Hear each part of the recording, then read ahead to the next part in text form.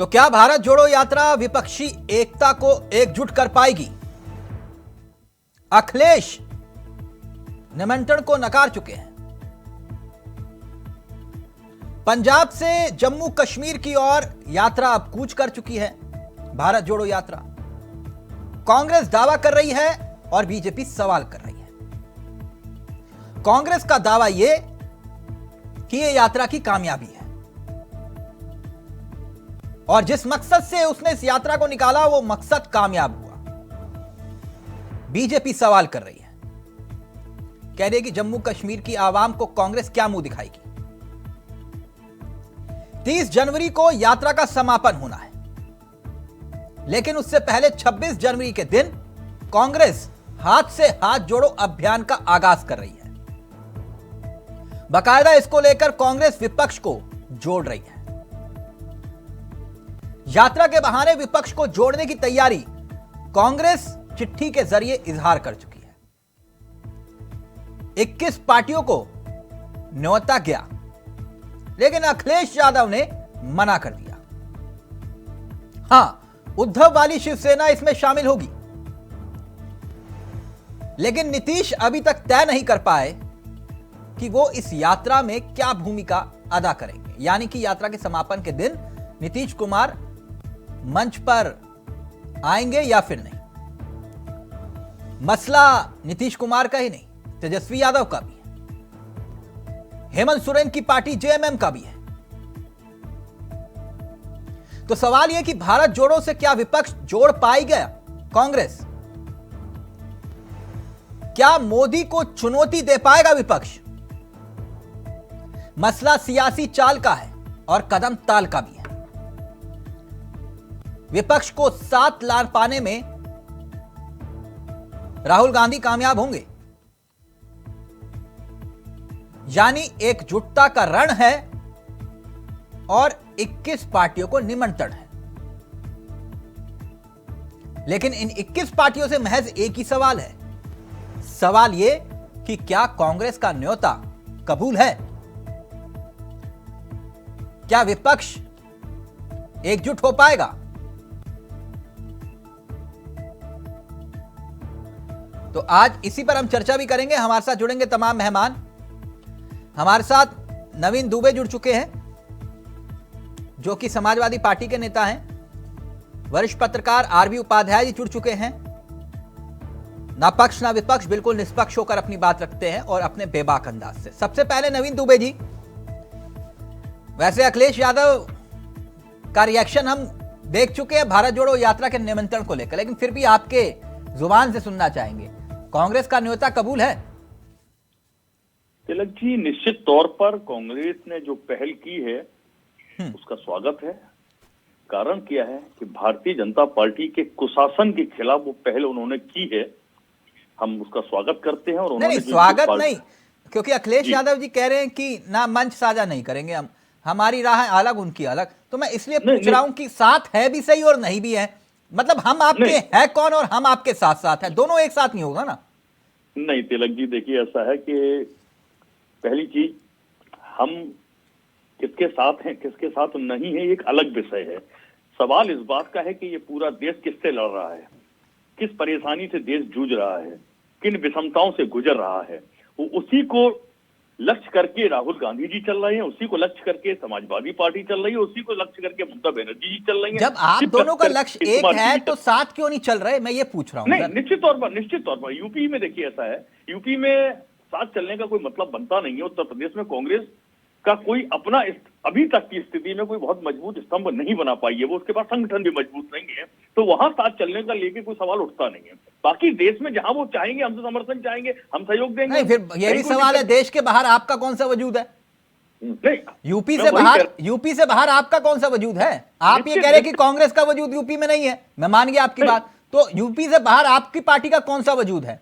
हम बता देते हैं, महाराष्ट्र में हमारे विधायक हैं, गुजरात में हमारे विधायक हैं। सर कितने विधायक हैं? हमारे विधायक हैं, जो भी हो। मतलब जो भी सर, एक विधायक भी बहुत महत्वपूर्ण होता है। दुबे जी, दिक्कत क्या है? 4 कदम साथ चल लेते तो क्या हो जाता? अगर मंच पे अगर हाथ से हाथ मिलाओ की बात कर रहे हैं वो, तो मंच पर चले जाते, क्या दिक्कत थी?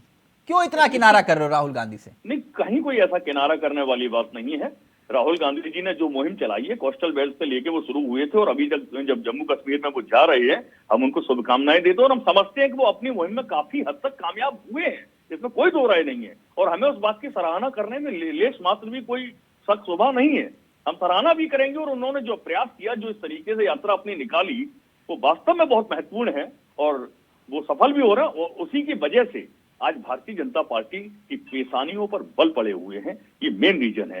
दूसरी बात, उत्तर प्रदेश के अंदर हम स्वयं में सक्षम है और हमारा गठबंधन बहुत मजबूत है। उन्होंने आपके कॉल को अच्छा, तो आप सक्षम हैं, आपका गठबंधन मजबूत है निश्चित तौर पर। मतलब आप ये चाह रहे हैं कि हम कांग्रेस के साथ हैं मगर वो यूपी में दखल ना दे, कुल मिलाकर यही कहानी है ना? नहीं, देखिए हम नहीं किसी को रोक सकते कि क्यों दखल ना दे। भाई लोकतांत्रिक व्यवस्था है, आप भी आइए चुनाव लड़िए, कौन मना कर रहा है? कांग्रेस आ जाए, बाकी अन्य दल आ जाए, हम तो कहते हैं तृणमूल कांग्रेस भी आ जाए यूपी में चुनाव लड़ने, तो क्या हर्ज है? हमें कोई परेशानी नहीं है। आपको नहीं लगता कि 21 दल अगर एक साथ एक मंच पर खड़े हो जाते हैं तो ये एक चुनौती देने के लिए, क्योंकि आपने कहा कि हमारा मकसद एक ही है कि बीजेपी हटाओ, है ना? जी। तो फिर 21 दल अगर एक साथ खड़े हो जाते हैं तो आपको नहीं लगता कि एक संकेत और संदेश जाएगा सियासत के लिहाज से? बिल्कुल निश्चित तौर पर तिलक जी, 21 दल क्या और भी 2 4 5 दल अगर बढ़ेंगे तो वो भी एक साथ आएंगे। सवाल इस बात का है कि पोस्ट पोल अलायंस मुझे लगता है होगा और गवर्नमेंट बनेगी, गैर भाजपा की सरकार बनेगी इस बार देश के अंदर 2024 के चुनावों में। प्री पोल अलायंस का जहां तक सवाल है, मुझे नहीं लगता है कि अब कोई प्री पोल अलायंस की गुंजाइश कांग्रेस के साथ उत्तर प्रदेश में या कहीं है। फिर भी राहुल की ये यात्रा विपक्ष को जोड़ पाएगी, लगता है आपको? नहीं, राहुल जी की यात्रा विपक्ष को जोड़ने में काफी हद तक कामयाब हो सकती है, हम शुभकामनाएं देते हैं। और नहीं, आप देखिए, शुभकामना से आगे भी बात सर विपक्षी एकता की है, तो मैं इसलिए बार बार आप कह रहे शुभकामना शुभकामना, ठीक है शुभकामना, शुभकामना से वोट नहीं मिलता ना, मैं इसलिए बार बार पूछ रहा हूं। नहीं तिलक जी, मैं एक ही बात कहूंगा, देखिए ऐसा हम पहले भी यूपीए सरकार का हिस्सा रहे हैं, कांग्रेस की लीडरशिप में जो सरकार चली है उसका हिस्सा रहे, इस चीज को तो मतलब राहुल गांधी का नेतृत्व कबूल है कुल मिलाकर? ये नहीं, हमें तो किसी का भी नेतृत्व कबूल है, जो भी नेतृत्व भाजपा के खिलाफ काम कर रहा है, भाजपा की सरकार को अपदस्थ करने में आगे आएगा, हमें वो कबूल है। हाँ, राहुल गांधी का चेहरा कबूल है ना आपको? निश्चित तौर पर हमें किसी के चेहरे से कोई गुरेज नहीं है, हमें ममता बनर्जी जी के चेहरे से भी कोई गुरेज नहीं है, नीतीश कुमार जी के चेहरे से भी कोई गुरेज नहीं है। सर डिप्लोमेटिक जवाब दे रहे हैं आप। अब एक minute, RB Upadhyay ji, sir आपका अनुभव क्या कहता है, क्या सारे एक साथ आ पाएंगे लगता है आपको?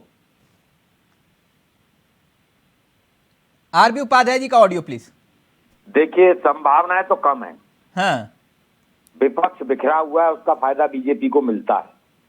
आप वोट परसेंट देख लीजिए, विपक्ष के पास ज्यादा वोट होते हैं, बीजेपी के पास वोट परसेंट कम होता है, लेकिन फिर भी सीटों की संख्या उसकी ज्यादा होती है, क्योंकि जो वोट है, एक तो वो वोट है जो बीजेपी को सपोर्ट करता है, बीजेपी के साथ है, एक वो वोट है जो बीजेपी के खिलाफ है, और जो बीजेपी के खिलाफ वोट है वो बट जाता है, उसका फायदा सीधा सीधा मिलता है। अब हम ये कहें कि भी ठीक है, यात्रा बहुत अच्छा कर रही है, अगर कोई अच्छा काम कर रहा है तो उसके साथ चलिए, उसमें सहयोग करिए, लेकिन सहयोग इसलिए नहीं करेंगे, संभावनाएं हमारी पूरी हैं। यानी हमारा एक हिंदी में अलग सी कहावत है कि हम साथ साथ भी हैं और नहीं भी हैं। हम देख रहे हैं कि भी अगर आपको सत्ता मिल गई, आप सेंटर में आ गए, तो हम आपके साथ, और हमारा पूरा भाई सहयोग आपके साथ था, लेकिन इस तरीके से काम चलेगा नहीं। सपा कंफ्यूज है या फिर सोच समझकर उसने ये फैसला लिया कि अभी दूर ही रहो कांग्रेस से? नहीं, देखिए, एक सोचा समझा फैसला है ये। हाँ। जैसे जैसे कांग्रेस मजबूत होगी, वैसे वैसे जो बीजेपी से नाराज वोट है, उसी में से अपना हिस्सा ज्यादा करेगी वो। मानिए कांग्रेस का वोट परसेंट बढ़ता है तो वो कहां से बढ़ेगा? वो समाजवादी पार्टी से आएगा, वो बीएसपी से आएगा। हाँ। यानी क्षेत्रीय दलों के वोट पर ही कहीं ना कहीं। तो दुबे जी शुभकामना तो दे रहे हैं ना, उपाध्याय जी कह रहे हैं कि हमारी शुभकामनाएं हैं उनके साथ, अखिलेश जी कह रहे शुभकामनाएं हमारी। देखिए सर, शुभकामनाएं देना और एक ये कि भी साथ चलना, दोनों में फर्क है दुबे जी। निश्चित तौर पर तिलक जी, मैं पहले ही कह रहा हूं, देखिए कांग्रेस की आइडियोलॉजी बहुत डिफरेंट है, समाजवादी पार्टी की आइडियोलॉजी में जमीन और आसमान का अंतर है अगेंस्ट कांग्रेस। मैं आपको पहले बता दूं। मुस्कुरा क्यों रहे आरबी उपाध्याय जी? देखिए, आइडियोलॉजी का नहीं है, इनको भी अपने वोट बैंक का डर है। भाई जो एम बाई फैक्टर है, अगर एम मिल गया और एम हमेशा किसी के पास नहीं रहा, पहले वो कांग्रेस के साथ था, आज समाजवादी पार्टी के साथ है, कल उसे लगेगा बीएसपी मजबूत है तो वो वहां भी शिफ्ट कर जाएगा। यानी वो ये देखता है कि भी बीजेपी के अगेंस्ट मजबूत कौन खड़ा है, कौन मजबूती से खड़ा है, उसे टक्कर दे रहा है, वो उसके साथ जाता है। तो जो एक मैसेज बन रहा है, जो एक परसेप्शन बन रहा है, ये परसेप्शन नैरेटिव वाली बात है। Okay okay RB Upadhyay ji, Pradeep Bhatnagar जी भी हमारे साथ जुड़ गए हैं। भटनागर जी कैसे हैं आप? मेरी आवाज आ रही है प्रदीप जी आपको? जी जी बिल्कुल आवाज आ रही है जी, आपकी आवाज भी आ गई मेरे तक। मैं इस चर्चा की शुरुआत आपके साथ आगे बढ़ाऊं, मैं एक बयान सुनाना चाहूंगा। खैर ये तो विपक्षी एकता का जिक्र है, कांग्रेस ने न्योता दिया, अब न्योता कबूल है या नहीं, वो दुबे जी कह रहे हैं कि नहीं, हमारी विचारधारा अलग अलग है, लोहियावादी है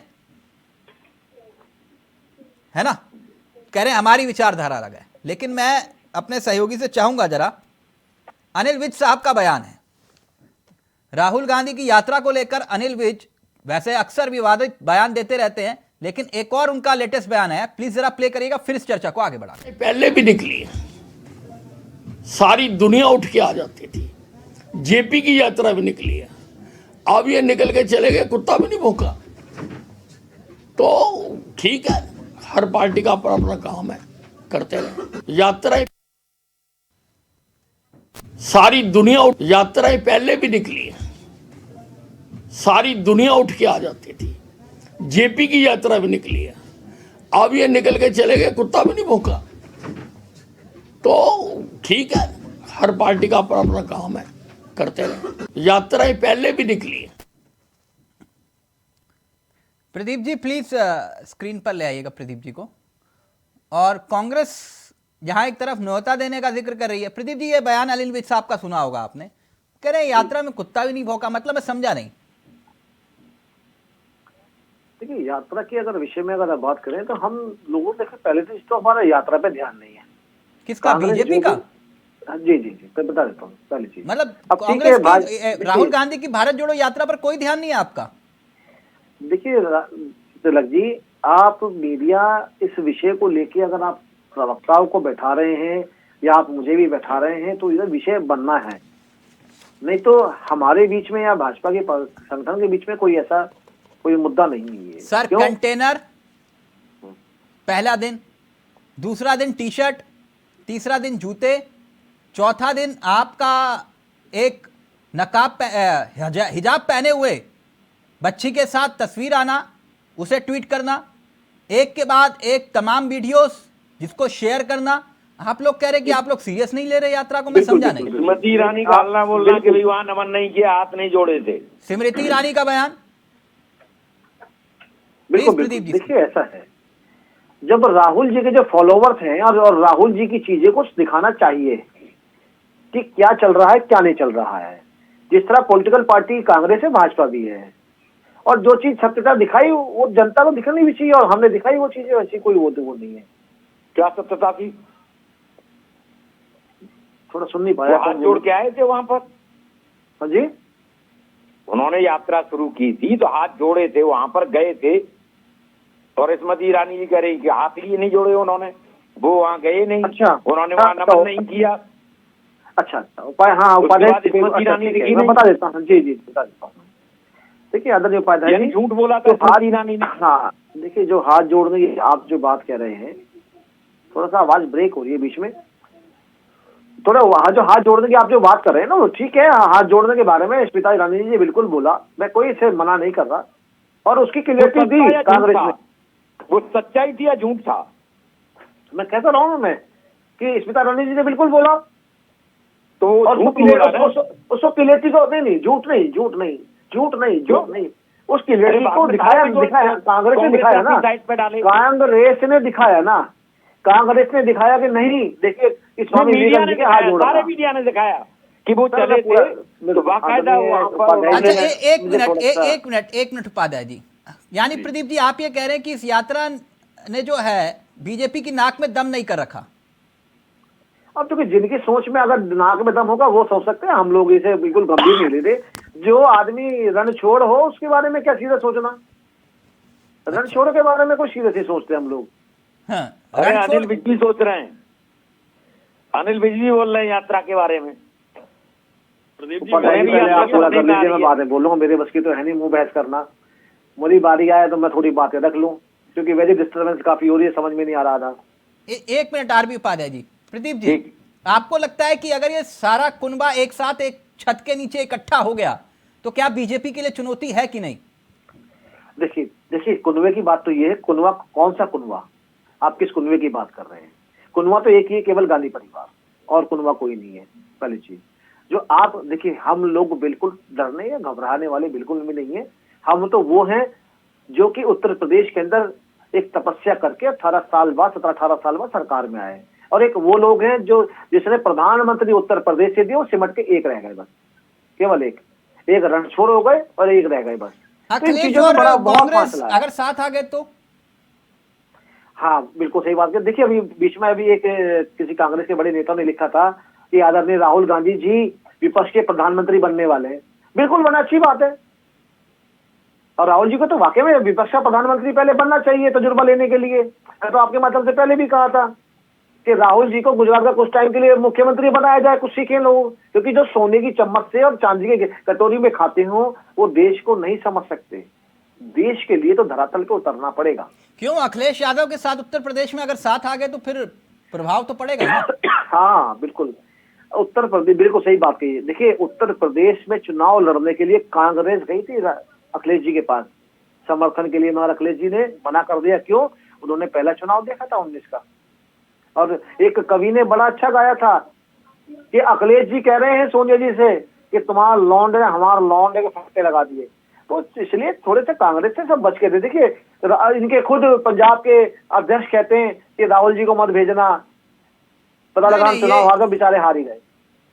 तो जो पॉपुलैरिटी क्या है इनकी, तो सबको दिख रहा है इनको। अच्छा और ओके, दुबे जी कुछ कहना चाह रहे हैं, फिर आ रहा हूं दुबे जी। आज आप यूट्यूब पे दिखा लीजिए। प्रदीप जी मेरा एक सवाल ले लीजिए। प्रदीप जी मेरा एक छोटा सवाल है।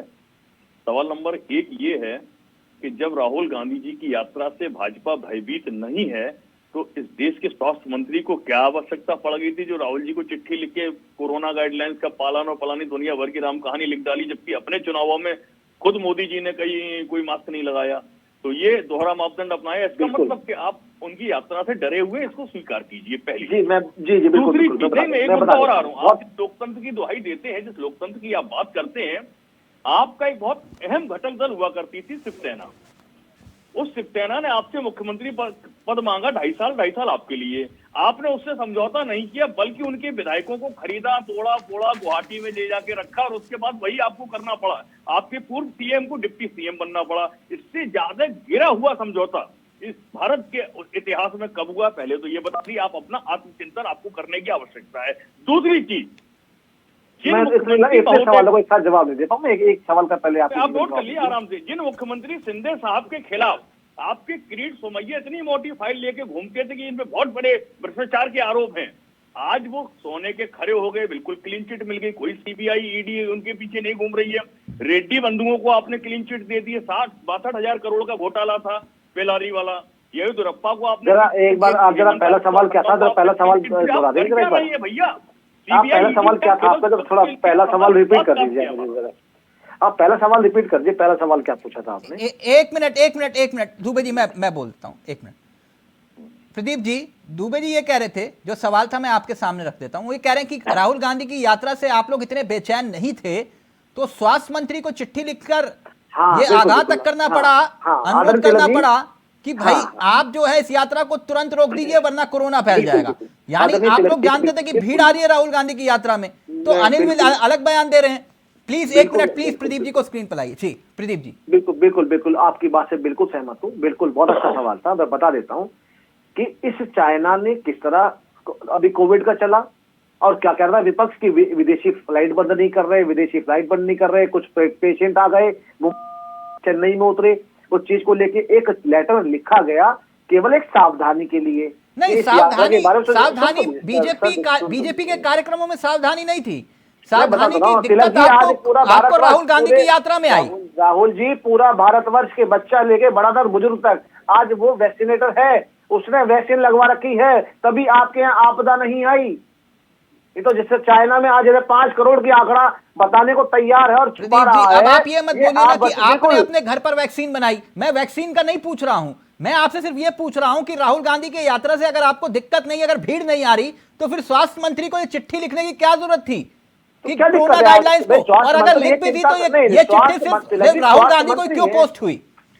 राहुल, अगर देखिए भाई, स्वास्थ्य मंत्री है, चिंता करना काम उन्होंने ये थोड़ा ना कहा आप यात्रा रोक लीजिए। उन्होंने कहा भैया तो कोविड का टाइम है, आप यात्रा के बारे में सोचिए। सर यही तो ये कोई सवाल आपत्ति था, नहीं है। तो बीजेपी एक कार्यालय जो भी है, पोस्ट कर एक देते ना मंत्री सर का काम चिट्ठी। था, ये चीज करी गई। और सर दूसरी ये चीज मैं और बता दूं आपको, बीजेपी कार्यालय भी पोस्ट कर देते चिट्ठी साथ के साथ, कि नहीं? देखिए राहुल जी, मैं तिलक जी फिर बता रहा हूं मैं आपको, मैं आज हम आपने वैक्सीन लगा के बैठे तभी बेफिक्र हैं। हमारे यहाँ लाइन नहीं लगी जैसे चाइना में लगी हुई है।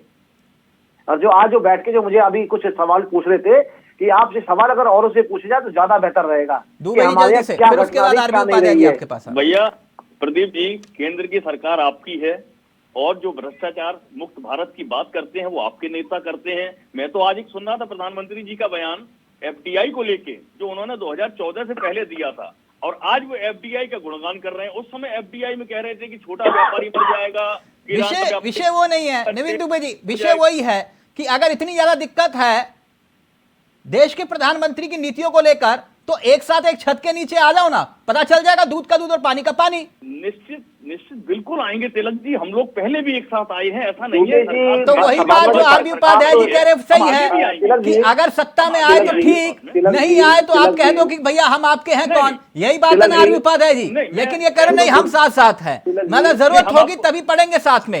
जैसे कि हाँ बोलिए ना, मुलायम सिंह यादव जी की नीतियों पर ही हम काम करेंगे। आरबी उपाध्याय जी पहले आप, फिर प्रदीप जी आपके पास आ रहा हूं। यही बात है ना, बोले तो हमें सिखा के गए थे मुलायम सिंह यादव जी, हम तो उसी को ही फॉलो करेंगे।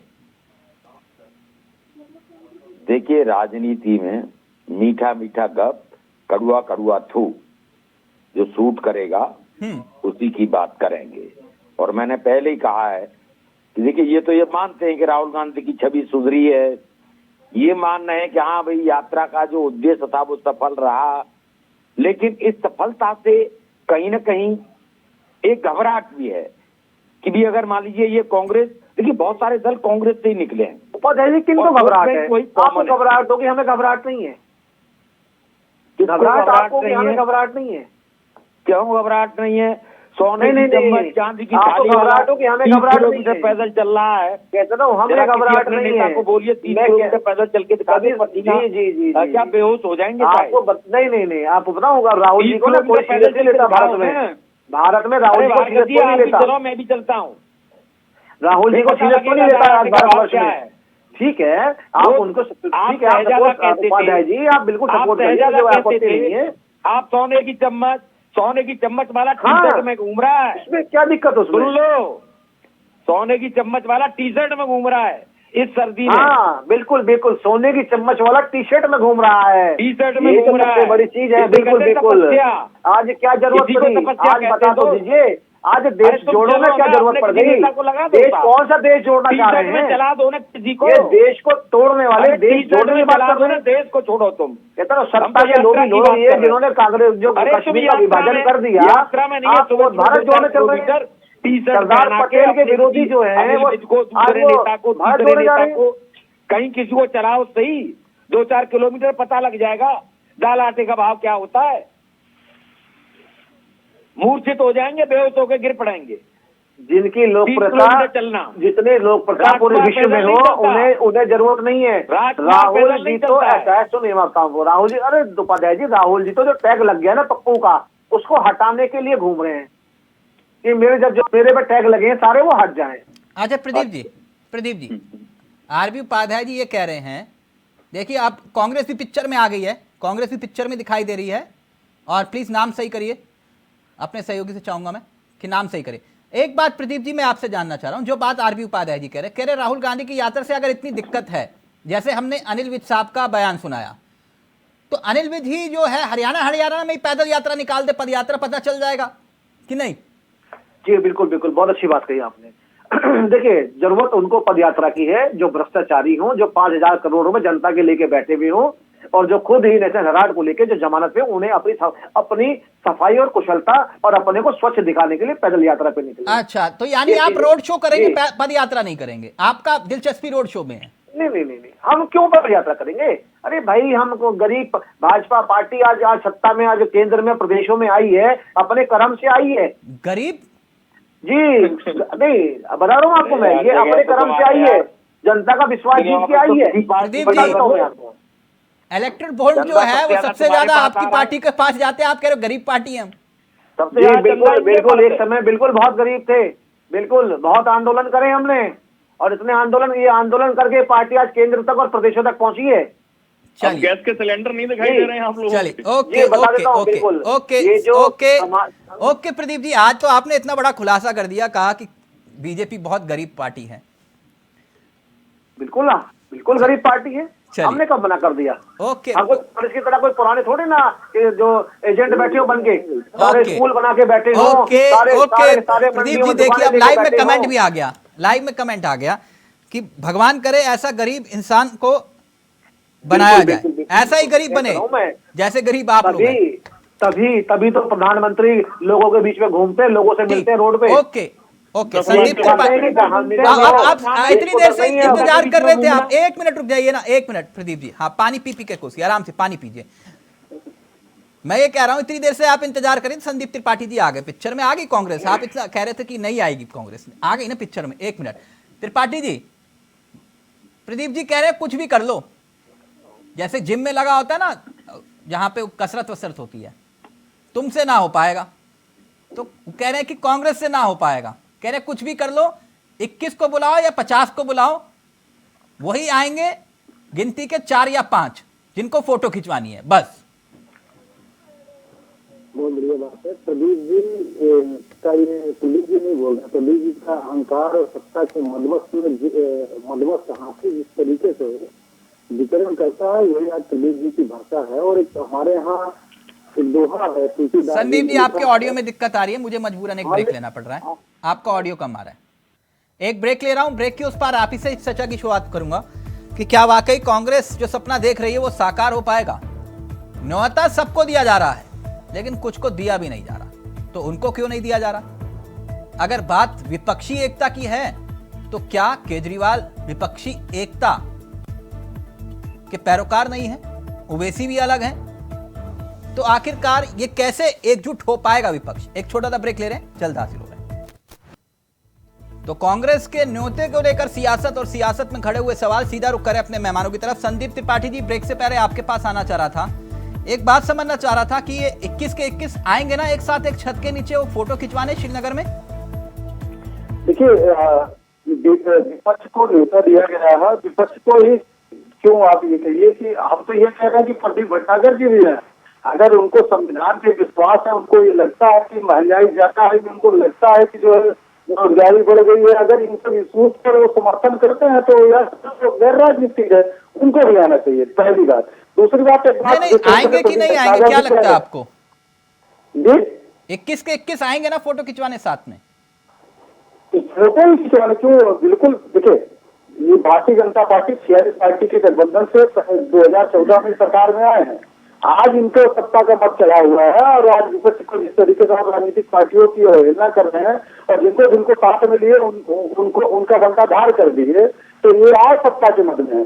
विपक्षियों का जो भी और पार्टियां, सबका अपना अपना वजूद है, सबकी जो है प्रासंगिकता है, वो जो है सब अपने आप में इम्पोर्टेंट है ना, कोई कहाँ पर कोई कहीं पर। और दूसरी बात, अभी प्रदीप भट्टाचार्य जी ने बात कही थी कि जो हमको पैदल चलने की क्यों आवश्यकता है। तुलसीदास जी ने जो दोहा लिखा है, ये दोहा है कि रावण रथी वीरत रघुवीरा, तो रावण रथ से रहता है और वीरत रघुवीर रहते हैं। ये रथ वाले हैं, ये रथ यात्रा निकालेंगे। और उन्होंने कहा आंदोलन मुझे एक बात बताइए ना, 21 के 21 आएंगे, मैं लिख लूं? नहीं, देखिए, हमने निमंत्रण दिया है। ये बताइए, आप कोई मार्केट कोई प्रोग्राम करते हैं तो आप निमंत्रण देना आपका काम है कि कोई आएगा या नहीं आएगा, वो उसका काम है। हमने निमंत्रण दिया। ओके दुबे जी, एक लकीर तो उन्होंने खींच दी, कहा महंगाई है, बेरोजगारी है, अगर समर्थन करते तो आओ फोटो खिंचवाओ साथ में, क्या दिक्कत है? 4 कदम नहीं चले तो क्या हुआ, कम से कम एक साथ एक छत के नीचे तो आ जाओ। कबूल है ना? त्रिपाठी जी का न्योता कबूल है कि नहीं? उन्होंने कहा हमने तो न्योता भेज दिया, कबूल करना है नहीं करना आपके ऊपर है। नहीं, न्योता बिल्कुल कबूल है, इसमें कोई दो राय नहीं है। और जिस तरीके के प्रयास राहुल गांधी जी ने किए, हम उनके प्रयास न्योता कबूल है। ओके ओके, मैं अपने बिल्कुल, सहयोगी से न्योता चाहूंगा। कबूल है। ओके ओके दुबे जी, एक मिनट। नवीन दुबे जी का नाम लेकर नीचे ब्रेकिंग चलाइए कि समाजवादी पार्टी ने कांग्रेस का न्योता कबूल किया और अखिलेश यादव जी जा रहे हैं। नहीं, जाना है और ना जाना, अभी मैंने आधी बात कही है। अब ये आधी बात को आप कैसे पूरी बना देंगे? अच्छा, आधी बात कही है। अभी रुक जाइए। नवीन दुबे जी ने अभी, हाँ, कहानी में ट्विस्ट आ गया। जाएंगे कि नहीं? नहीं तिलक जी, हम एक ही बताएं आपको, अगर हम आपको कोई इनविटेशन कार्ड भेजते हैं, हाँ, कार्ड आप स्वीकार करेंगे, हाँ, आना ना आना आपके अपने कार्यक्रमों पर तय होता है कि सर कार्यक्रम, अब इससे बड़ा कोई कार्यक्रम होगा बताइए? इससे बड़ा कोई कार्यक्रम होगा? विपक्षी एकता समझ रहे हैं? क्यों नहीं? देखिए ऐसा इससे बड़ा सर, आपने तो वही बात कर दी, इनविटेशन दे, हमने विधायक जी को अपने यहाँ पर जो है पड़ोसी की यहाँ शादी का न्योता दिया, आपने तो वही बात कर दी, और विधायक जी ने कहा कि मैं जरा देखता हूँ कि कार्यक्रम लगा या नहीं लगा, और फिर उन्होंने कहा नहीं आ पाऊंगा, नहीं आ पाऊंगा क्योंकि भैया मुझे रिबन काटने जाना है, पड़ोस में है, अस्पताल खोल रहा हूँ, रिबन काट। आप तो वो वाली बात कर रहे हैं सर। नहीं, हम बड़ी स्पष्ट बात कर रहे हैं। नहीं, स्पष्ट नहीं सर, कार्यक्रम आपको भी मालूम है कि कार्यक्रम कैसे लगता है नेताओं का। इनविटेशन उनका आया, हमें स्वीकार्य है, पहली चीज। दूसरा पार्ट उसका ये है कि हमारा राष्ट्रीय नेतृत्व तय करेगा उनकी क्या व्यवस्थाएं हैं, हो सकता है वो जाएं। अभी ना तो नहीं कहा है माननीय अखिलेश जी ने। अरे तो रामगोपाल यादव जी को भेज दीजिए, चाचा शिवपाल जी को भेज दीजिए, क्या दिक्कत है? ये पार्टी का शीर्ष नेतृत्व तय करेगा। अभी 30 जनवरी में समय सर, इतना ज्यादा सबके कार्यक्रम थोड़ी ना व्यस्त होंगे। कोई ना कोई निश्चित तौर पर आर्मी उपाध्याय, मैं समझ नहीं पा रहा हूँ दुबे जी की बात को। अभी मैं ब्रेकिंग चलवा देता, नीचे दुबे जी का नाम है, कह रहे नहीं, ये पूरी बात सुन लो पहले। हमने कहा नहीं, निमंत्रण कैसे स्वीकार है? अब आप यही बात कर रहे हैं सर। पार्टी का अब आप एक चीज बताइए, अगर हमारे घर में शादी है और हमें कोई कार्ड दे जाता है सेम तारीख को, तो हम अपने घर की शादी अटेंड करेंगे और उस इनविटेशन में जाएंगे, पहली चीज। हाँ, नहीं जा सकते ना। अच्छा, वो कह रहे घर है तो हमारे अपने भी तो कार्यक्रम। आर्मी उपाध्याय जी वो कह रहे हमारे अपने कार्यक्रम है, हम क्यों अब कांग्रेस के कार्यक्रम में दखल दें? देखिए, वैसे ऐसा नहीं कहा मैंने। चावला जी, बहुत ज्यादा उम्मीद नहीं करनी चाहिए। इतिहास गवाह, हमने देखा है, मंच साझा हुए हैं, हाथ में हाथ डाल के फोटो खिंचवाए गए हैं, लेकिन बाद में क्या देखा गया, सब अलग अलग लड़ रहे हैं। तो जो राजनीति में महत्वाकांक्षी होना कोई गुनाह नहीं है। ज्यादा उम्मीद ना पाले ना त्रिपाठी जी। आरबी उपाध्याय जी कह रहे हैं कि ज्यादा उम्मीद मत पालिए, ये सब, और वैसे भी वो कह रहे हैं कि चुनाव के बाद देखा जाएगा। देखिए, अब ऊंट किस करवट बैठेगा। मैं जवाब दे देता हूँ जी त्रिपाठी चावला जी। देखिए, जैसे मैंने ये कहा कि हमने निमंत्रण दे दिया है, आना या ना आना उनका काम है, लेकिन एक बात जो मैंने मुद्दों की बात की कि इन मुद्दों के आधार पर हमने एक कार्यक्रम किया है। अगर उस मुद्दे पर समर्थन कोई भी पार्टी कर रही है या कोई भी व्यक्ति कर रहा है, देखिए बड़े नेता आ रहे हैं, कार्यकर्ता अपना मन बना चुका है। मुझे एक बात बता दो, अगर मुद्दे की बात करो त्रिपाठी जी, इस डिबेट को अगर सही जवाब दे दोगे, मैं डिबेट को वाइंड अप कर दूंगा, सबको थैंक यू बोल के बोलूंगा कि उठ के टाटा बाय बाय, कांग्रेस को सब वोट डालना। 370 को लेकर आपका क्या स्टैंड है? जम्मू कश्मीर जा रहे हो, है ना? जनता पूछेगी 370। अब देखिए प्रदीप जी की बाहें खिल गई। अब प्रदीप जी कहेंगे अब आए मुद्दे पर, अब क्या जनता को जवाब दोगे 370 को लेकर? और क्योंकि पीडीपी साथ में खड़ी हुई है आपके मंच पर, सोच कर देखिएगा, जो कह रहे थे कि हाँ चीन से समर्थन तक की बात की जा रही थी। मैं जवाब दे देता हूँ। देखिए, और फारूक अब्दुल्ला की पार्टी, क्या बोलोगे 370 पर? बिल्कुल बोल रहे हैं, बिल्कुल क्यों नहीं बोलेंगे चावला जी, और जो बोलेंगे तथ्यात्मक बोलेंगे। पहली बात तो आज भी जान लीजिए, धारा 370 समाप्त नहीं है। राज्यसभा में अमित शाह जी का बयान, आपका क्या स्टैंड है 370 पर? आपका क्या स्टैंड है, मैं वो पूछ रहा हूँ। हमारे जिन्होंने इसको लागू किया था, उन्होंने कहा कि ये कहा था कि ये गिरते खत्म हो जाएगी, हम उसी राह पर चल रहे थे। धारा 370 में 370 पर कांग्रेस का क्या स्टैंड है? सुन लीजिए, यही तो मैं कह रहा हूँ कि वो बिल्कुल उस समय की परिस्थितियों के हिसाब से लगाया गया था, और ये हमारे नेताओं ने 21 बार इसमें संशोधन किया, 21 बार। इसके पहले संशोधन हुए 21। सर आप किसके समर्थन में या विरोध में है, मैं आपसे फिर पूछ रहा हूँ। ये तो कह रहा हूँ क्या कि जिस तरीके से धारा 370 को हटाया गया या हटाने का प्रयास हुआ या संशोधन हुआ, वो तरीका गलत था। बिल्कुल वो तरीके का समर्थन कांग्रेस नहीं करती है। अच्छा, तरीका गलत था लेकिन मुद्दा अच्छा था। मुद्दे का समर्थन करते हो कि नहीं? 370 बिल्कुल संशोधन हमने भी किया, किसी भी पूरे देश में विरोध नहीं किया, किसी पार्टी जम्मू कश्मीर अब पीडीपी को क्या जवाब दोगे? आप लोग कहोगे आप समर्थन कर रहे हो, वहां पे वो कह रहे कि नहीं ये तो गलत हुआ। नहीं, हम ये कह रहे हैं कि 370 वो भी यही कह रहे हैं, उनका भी ये कहना, वही लोगों ने उन्हीं के समर्थन से हमने 21 बार संशोधन किया। सर लोग तो दूसरे के समर्थन से नहीं किया। आत्महत्या तक की हत्या आत्महत्या की बात कर रहे थे, आप कंफ्यूज कर रहे हो त्रिपाठी जी। अब फारूक अब्दुल्ला और महबूबा मुफ्ती को क्या मुंह दिखाओगे आप? मैं जवाब दे देता हूँ, सुन लीजिए। ये अपने भारतीय जनता पार्टी के नेताओं को मुझे दिखा दें, वहाँ पर कितने लोग हैं। जितेंद्र सिंह जी का बयान बता दीजिए। उन्होंने कहा था कि जो जमीन खरीदने का अधिकार नहीं होना चाहिए, हम इस पर जो है सरकार से जो है दरखास्त करेंगे कि इस पर जो है फिर कोई कानून लाया जाए। क्या बात कर रहे हैं सर? यही तो दिक्कत है, गोल गोल चलेगी। नहीं नहीं, राम मंदिर राम मंदिर का समर्थन नहीं करेंगे। राम मंदिर बन जाएगा तो कहेंगे सबसे पहले माथा टेकने हम जाएंगे, हैं? लेकिन फिर कहेंगे देखिए कांग्रेस ने किया था समर्थन। अब त्रिपाठी जी वही वाली बात कर रहे हैं। मैं आपसे पूछ रहा हूँ 370 पे, मैं 370 पे, अगर आप ज्यादा नहीं, मुझे 30 सेकंड दीजिए, बिना इंटर देखिए, मैं अपनी बात पूरी तरह से रख दे रहा हूँ। धारा 370 के खिलाफ कांग्रेस कभी नहीं है, हमने संशोधन पहले भी किया है। वहाँ पर विधानसभा नहीं चल रही थी, विधानसभा के न होते हुए भी इन्होंने विधानसभा पहले एक संशोधन किया कि विधानसभा की सारी शक्तियां राज्यपाल को दी जा सकती हैं। पहले ये संशोधन हुआ, उसके बाद ये संशोधन हुआ धारा 370 में।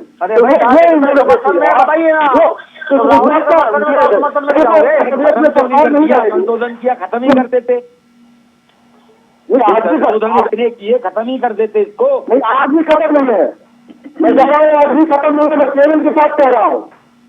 भारत के उनका समर्थन जो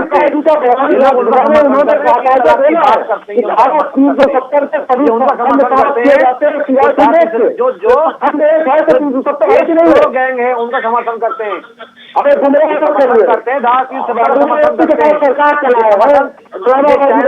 करते हैं। तो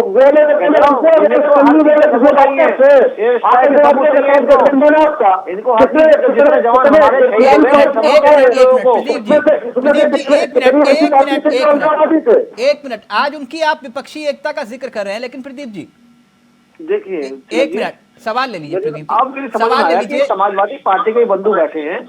नहीं, समाजवादी पार्टी, एक मिनट आप सवाल ले लीजिए, दुबे जी से बाद में सवाल कर लीजिएगा। मेरा सवाल यह है कि क्या आप इस चर्चा में अपने अलायंस पार्टनर गिनवा सकते हैं? आप कितने हैं टोटल? नहीं, मैं अभी नहीं गिनवा पाऊंगा आपको, मैं अभी नहीं गिनवा पाऊंगा आपको। पहली चीज तो सर जो थे वो छोड़ के चले गए आपको, कैसे गिनवा दें? सर कुछ बचा नहीं आपके साथ अलायंस पार्टनर के रूप में, जो थे वो छोड़ के चले गए, बड़े बड़े जो अलायंस पार्टनर थे आपके। मैं गलत तो नहीं हूं? जी नहीं, ऐसा नहीं है। अभी क्यों शिवसेना गई, अकाली गया है? देखिए भाई साहब, तिलक जी, जेडीयू गया, होना चाहिए अपने बूथे भी एक चाहिए। छोड़ दिया है उत्तर प्रदेश में गांधी अलग।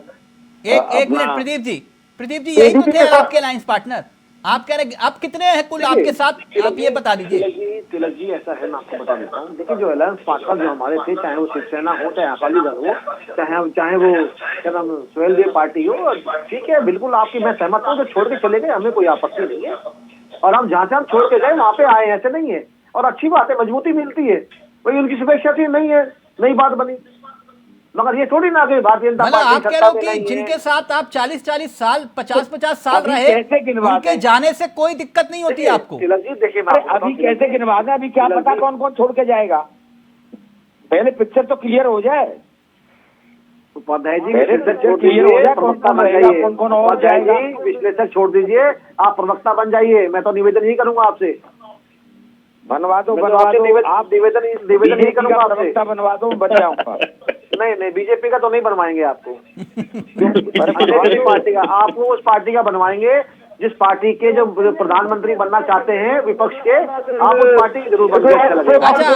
ओके, दुबे जी से आप सवाल कर रहे थे। ओके, मैं थोड़ा सा मैं खत्म कर दूंगा अपनी बात। देखो तिलक जी, मुझे समय नहीं दिया गया बिल्कुल भी, तो थोड़ा सा मुझे 2-4 मिनट दीजिए। तो मैं समाजवादी पार्टी के जो बंधु बैठे हैं, मैं थोड़ा सा बता देता हूँ। प्लीज आवाज कर दीजिए। ये पारिवारिक पार्टी है, जैसे कांग्रेस पारिवारिक पार्टी, ये पार्टी है। राष्ट्रीय अध्यक्ष भी समाजवादी पार्टी घर का है, राष्ट्रीय महामंत्री भी समाजवादी पार्टी घर का है, प्रदेश का अध्यक्ष भी समाजवादी पार्टी के घर का है। तो ये चीजें थोड़ी सी आपको देखना पड़ेगा, अलायंस को कुछ नहीं पूछना पड़ेगा, क्योंकि उन्हें पता है समाजवादी पार्टी को कि अगर कांग्रेस के साथ जाते तो नुकसान है, और भारी भरकम नुकसान वो पहले देख चुके हैं। और अखिलेश जी और आदरणीय मुलायम सिंह जी समझा के गए कि सबसे कर लेना मगर कांग्रेस से मत करना, ये नदियों में ये नाव डूब चुकी है, जिसका जनाधार ही उत्तर प्रदेश में नहीं है, सबसे बड़े प्रदेश में नहीं है, ये क्या जाएगी। अगर इनका जनाधार होता तो ये पश्चिम बंगाल जाते चुनाव लड़ने के लिए, इनका जनाधार होता तो गुजरात में मजबूती से चुनाव लड़ते, अगर इनका जनाधार होता तो उत्तर प्रदेश में भी बहुत मजबूती से चुनाव लड़ते, मगर इसका जनाधार अब कहीं नहीं है। अब ये जनता पहले आप फिर आ रहा हूँ त्रिपाठी जी में जीत गए। मैं प्रदीप जी आपकी बात का जवाब देता हूँ। परिवार प्लीज मैं थोड़ा पूरा करूँ। प्रदीप जी सबसे पहले आप sir please Anurag Thakur Samajwadi party से हैं, अरे सर पार्टी में है मगर राष्ट्रीय अध्यक्ष नहीं है, अखिलेश जी की तरह अध्यक्ष नहीं है, मुलायम सिंह जी की तरह राष्ट्रीय अध्यक्ष नहीं है, शिवपाल जी की तरह राष्ट्रीय महामंत्री नहीं है, प्रदेश के हाँ कह रहा हूँ राष्ट्रीय महामंत्री नहीं है, जो घूम फिर परिवार में घूम रहा है वो नहीं है। मैं बता देता हूँ आपके तमाम नाम जो परिवार के मुखिया है ना वो नहीं है, ये घर की पार्टी है, ये घर की जो पार्टी चला रहे हैं ना ये नहीं है। प्रदीप जी सवाल ले लीजिए, आप सत्ताधारी नहीं सुन नहीं मैं सवाल की नहीं, आप सवाल तिलक जी लेंगे आपसे, नहीं मैं आपसे सवाल लेने नहीं आया, मैं आप मुझसे क्या सवाल लोगे, आप मुझसे क्या सवाल लोगे बताओ ना। आप क्या आप जो है उत्तर प्रदेश को कंगला छोड़ गए, आप उत्तर प्रदेश का विकास करके नहीं गए, चीनी मिले बस देशों को बेच के खा गए, 10,000 करोड़ से ऊपर का आप बिजली विभाग का ऋण करके चले गए, कहता रहा हूँ आप रिवर हाइट में आप घोटाला करके चले गए, साइकिल ट्रैक 1100 करोड़ आप करके चले गए, आप क्या किस मुंह से सवाल पूछेंगे। आप लॉजिक भी है पूछने के लिए, अरे आप पर दम है सवाल पूछने के लिए, आप प्रदेश के लिए कुछ करा नहीं, आपने प्रदेश को पहले में छोड़ के चले गए, आपके टाइम में बिजली होती नहीं थी, आप किस मुंह से सवाल पूछेंगे। आपको अभी आपने मेंबर ऑफ पार्लियामेंट का चुनाव हुआ, मैनपुरी में अभी चुनाव हुआ, आपने क्या लड़ाया, सिंपल जी को लड़ाया, आपने परिवार से उसको लड़ाया आपने। अरे भैया परिवार की पार्टी आप क्या सवाल पूछेंगे, अरे आप सवाल पूछने लायक नहीं है भैया, आप सवाल पूछने लायक नहीं है, आपने परिवार को सांसद बनाना है, परिवार को आपको विधायक बनाना है, मुझे ये बता दीजिए क्या वो भगवा झंडा लेके चलती थी या हर हिंदुत्व का नारा देती थी। आप सवाल मत पूछिए, आप सवाल मत पूछिए, अरे भाई आप पारिवारिक पार्टी हो, आप क्या सवाल मूल्य है पंडित दीनदयाल उपाध्याय के सिद्धांत है, श्यामा प्रसाद मुखर्जी के सिद्धांत, मैं वही तो पूछ रहा हूँ। आप उस चीज को छोड़ दीजिए, आप उसको आप हमसे मत छोड़ दीजिए।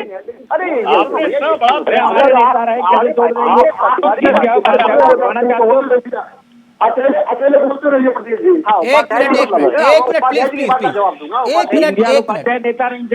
एक मिनट प्लीज प्लीज एक मिनट त्रिपाठी जी आपने सबको न्योता दिया, लेकिन जो पार्टी बीजेपी से सबसे ज्यादा तेजी और मजबूती से लड़ रही है यानी कि अरविंद केजरीवाल जी की पार्टी, उनको न्योता नहीं दिया सर आपने, क्यों? देखिए अरविंद केजरीवाल जी भाजपा की बी टीम है, और बी टीम भाजपा की नहीं आरएसएस की है। अच्छा आरएसएस की बी टीम है, आरएसएस की बी टीम है। और एक बात आप समझिए, अभी गद्दागर की भी 2-3 बातें की, परिवारवाद की, और कांग्रेस को कहा खत्म हो गया, क्या कौन कौन से प्रदेश का नाम गिरा है। तो आप ये बताइए क्या आप आंध्रा में क्यों नहीं जाते, चुनाव लड़ने तमिलनाडु में क्यों नहीं जाते, आप जो है पूरे दक्षिण भारत की बात कर लीजिए, पूरे साफ और पंजाब में आप आप जो है साउथ से गायब है, पंजाब से गायब है, सिर्फ उत्तर भारत छोड़ दीजिए तो आज भी आपका एक नंबर नहीं है। लेकिन आप 577 विधायक कांग्रेस के हैं, आम आदमी पार्टी को न्योता ना देना, क्या ये कांग्रेस का डर है कि केजरीवाल जो जिस तरह से बीजेपी से लड़ाई लड़ रहे हैं वो भले ये कह रहे कि बिल्कुल नहीं लड़ रहा है बीजेपी से, मैं कह रहा हूँ बिल्कुल नहीं लड़ रहे हैं। आरबी उपाध्याय जी आज भी अपने विधायकों को लेकर सड़क पर थे, एलजी का विरोध कर रहे थे, आप कैसे कहते हैं कि वो विरोध नहीं कर रहे? मैं जवाब दे देता हूं, से बाहर कर दिया, निगम में भी निगम से हटा दिया आम आदमी पार्टी ने, खुद सत्ता काबिज हो गए वो, तो कैसे लड़ाई नहीं थी? लड़ाई में हरा दिया बीजेपी। जो सिस्टम है वो चाहता है, आरएसएस की आइडियोलॉजी है जो आरएसएस का पक्ष भी हो और विपक्ष भी हो, उसी का हो, इसी के तहत उसने अरविंद केजरीवाल कहाँ से निकले हुए हैं, अन्ना हजारे किसके आधार पर पूरा देश जनता नहीं करना हजारे आरएसएस के सपोर्ट से आंदोलन कर रहे थे, कहाँ से केजरीवाल तो राजनीति में थे ही नहीं, राजनीति में कहाँ थे, राजनीति में थे ही नहीं, किसी भी पार्टी में नहीं थे। विद्वान व्यक्ति हैं। अच्छा ओके संदीप त्रिपाठी, एक मिनट आगे एक मिनट प्रदीप जी, आप लोग कह रहे हैं कि इस यात्रा का कोई असर नहीं पड़ेगा। वो कह रहे हैं ऐसा नहीं पड़ एक मिनट सर, एक मिनट त्रिपाठी जी प्लीज, एक मिनट त्रिपाठी जी, अभी मैंने आपको अनिल विज साहब का बयान सुनाया था, एक बयान और भी आया। केंद्रीय मंत्री हैं फगन सिंह साहब, केंद्रीय मंत्री हैं, और जिस लहजे में और जिस भाषा का इस्तेमाल करें मुझे बीप लगानी पड़ी, समझ रहे हैं आप? प्लीज प्ले करिए। 15 महीने में कांग्रेस ने आदमी को पानी तक नहीं पिलाया, पानी नहीं पिलाया, और इतना तंग किया। किसानों के बारे में देखो, इस पे क्या कहना है? देखो भैया, 15 महीने में कांग्रेस ने आदमी को पानी तक नहीं पिलाया।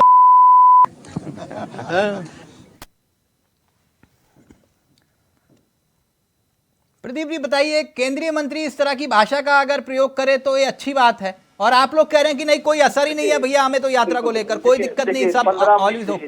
देखिए जो 15 महीने की बात कर रहे हैं, ये वो कौन से 15 महीने की बात कर रहे हैं? ये वो बात कर रहे हैं कि मध्य प्रदेश के अंदर आपने बैठ के कहा था कि 10 दिन में ही किसानों का कर्जा माफ हो जाएगा।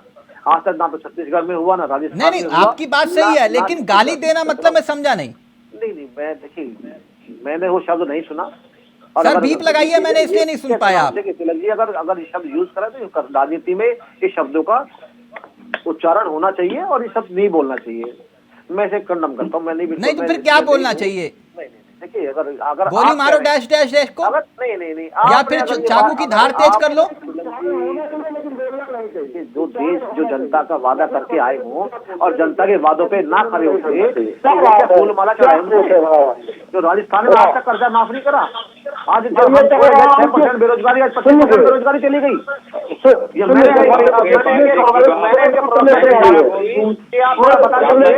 आप राजस्थान में कह रहे हैं भैया, बता दीजिए क्या आइडियोलॉजी है नहीं है? इनका जवाब है छत्तीसगढ़ में पुणे वापिस आएंगे भैया। उपाध्याय जी, मैं एक बार भी आपको बीच में टोका नहीं। आप मेरे बड़े वरिष्ठ हैं, बड़ा सम्मान करता हूँ, और मैंने एक बार आपको बीच में नहीं टोका। आप कहेंगे तो मैं चुपचाप बैठ जाऊंगा, बिल्कुल नहीं। अरे नहीं, अगर आप दोनों का, अगर आप दोनों के लिए प्रवक्ता है, कैसे चुप कर सकते हैं? ठीक है, आप बोल लीजिए, सुन लेता हूँ, आपको मुझे कोई आपत्ति नहीं। आप वरिष्ठ बोलिए भटनागर जी, बोलिए। नहीं अरे आप सारे आप बोले, मैं आपके आगे क्या बोल सकता हूँ? आप बहुत अरे नहीं बोलिए नहीं, मुझे लग रहा है ना आप दोनों पार्टी तरीके से आप उस संबंध में बैठा के आप मुझे बोलने नहीं दे रही बीच में, कि दोनों पार्टी नहीं बोल रही, आप दोनों की तरफ से आप बोल रहे हैं। तो थोड़ा तभी तो मैंने आपसे कहा था कि आप प्रवक्ता में आ जाइए, विश्लेषक छोड़ दीजिए आप। अब भैया शोभ नहीं है आप मैं कौन तो बनवाने वाला, ये तो आपकी योग्यता है। मैं अपने सहयोगी से चाहूंगा प्लीज आवाज कर दीजिए। तो तिलक जी, तो मैं यही कह रहा हूँ, मैं इन चीजों में जो आज ये जो चीजें देख रहे हैं विपक्ष और विपक्ष में, आपने कितनी बार देखा है? हम तो कोई बात नहीं, हमें जो साथी छोड़ के चले गए हमें वो भी स्वीकार है, और वापसी आएंगे हमें तो वो भी स्वीकार है। मगर ये जो लोगों ने देश हित में जो काम करना है, जिन चीजों में छोड़ दिया, 15 महीने की जो बात कर रहे हैं, क्या कर दिया मध्य प्रदेश के अंदर? गरीबों को पानी दे दिया, कुछ नहीं करा उन्होंने 15 महीने। और क्या हुआ? 4 महीने बाद ही इनका आबकारी मंत्री जेल चला गया, भ्रष्टाचार में पकड़ा गया मध्य प्रदेश के अंदर। वो नहीं बताएंगे। भटनागर जी, आप ये कह रहे हैं इसलिए गाली जाएगा, ओके गाली दीजिए, कोई दिक्कत नहीं। जवाब दे देता हूँ। ये लोग आज यहाँ बैठे बता रहे हैं क्या राहुल गांधी जी आज जो रोड में चल रहे हैं, चलो कश्मीर में जाइए आप, घूमिए, अच्छी बात है, मगर वो जो जनता के 5,000 करोड़ रुपए आपने दबा रखे नेशनल हराज की जो वापसी करेंगे आपको क्या जरूरत पड़ी? डर के मारे आपको जमानत पे आना पड़ा, क्यों? जनता पूछ रही है, ये भी आपको सवाल का जवाब देना पड़ेगा आपको। अरे आप लोग जो हैं, जो देश का पैसा लेके जो आप बैठे हैं, वो कब वापस कर रहे हैं? आप बताएंगे इसके बारे में? आप जम्मू कश्मीर जाइए, अच्छी बात है, आपने भारत जोड़ो यात्रा, ये तो बताते नहीं भाई कौन सा भारत जोड़ो जा रहे हैं? जो कश्मीर हमारे यहाँ चला गया, उसको लाने जा रहे हैं, जो इंदिरा जी ने। फाइनल कमेंट ले रहा हूँ मैं, एक मिनट दुबे जी और आप उपाध्याय जी, आप ऑडियो नीचे, एक मिनट। दुबे जी, आपको क्या लगता है कि ये जो न्योता आया है, कितने दल इकट्ठे हो जाएंगे 21 में से मंच पर कितने होंगे ये तिलक जी एक अलग विषय है, लेकिन सैद्धांतिक तौर पर प्रिंसिपली अधिकांश दल एक साथ हैं और मैं समझता हूं सर मैं आपसे पूछ रहा हूं, आपका अनुभव क्या कहता है, कितने इकट्ठे हो जाएंगे? देखिए ऐसा है कि इसमें जिन दलों के नेता अगर प्री एंगेज नहीं है तो वो निश्चित तौर पर पहुंचेंगे। मैं समझता ये हूं एंगेज वाली ये सर वो मत खेलिए हमारे साथ है, पहुंचना चाहिए। और देखिए नहीं, मैं आपको बता दूं, हमारे सहयोगी दल उत्तर प्रदेश में आरएलडी ने यात्रा में भाग लिया था।